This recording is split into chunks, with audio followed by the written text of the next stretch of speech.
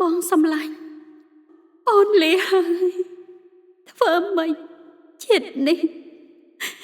មានកម្មឈ្នាតនេះមិនអោយយើងជួបគ្នានោះទេមួយទៀត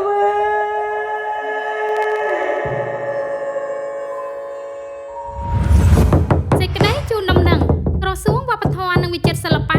សូមជម្រាបជូនសាធារណជនទាំងអស់ឲ្យបានជ្រាបថាក្រសួងនឹងរៀបចំមហោស្រពល្ខោននិយាយទូទាំងប្រទេសឆ្នាំ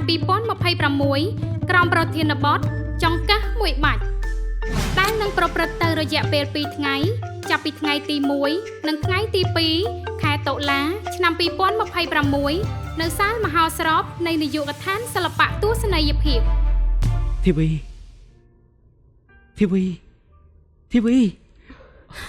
បងថានបាទគឺបងណាអូនបងមកពីកាលហ្នឹងបងហោស្រពល្ខោននិយាយទូទាំងប្រទេសឆ្នាំ2026រៀបចំឡើងក្នុងគោលបំណងលើកស្ទួយថែរក្សានិងអភិវឌ្ឍសិល្បៈល្ខោននិយាយព្រមទាំងផ្ដល់ឱកាសឲ្យសិល្បករ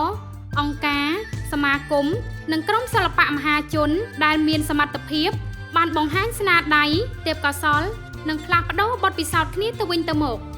អាស្រ័យហេតុនេះសូមសិល្បករអង្គការសមាគមនិងក្រុមសិល្បៈមហាជនដែលមានចំណាប់អារម្មណ៍ចូលរួមប្រកួតប្រជែងអញ្ជើញដាក់ពាក្យចូលរួមចាប់ពីថ្ងៃផ្សាយដំណឹងនេះរហូតដល់ថ្ងៃទី10ខែសីហាឆ្នាំ2026សម្រាប់ព័ត៌មានលម្អិតសូមតាមដានទំព័រ Facebook ផ្លូវការរបស់ក្រសួងវប្បធម៌និងវិចិត្រសិល្បៈនិងទំព័រ Facebook ផ្លូវការរបស់នាយកដ្ឋានសិល្បៈទស្សនីយភាពឬទំនាក់ទំនងតាមលេខទូរស័ព្ទកិច្ចការពារបេតិកភណ្ឌវប្បធម៌ជាភារកិច្ចរបស់កូនខ្មែរគ្រប់រូប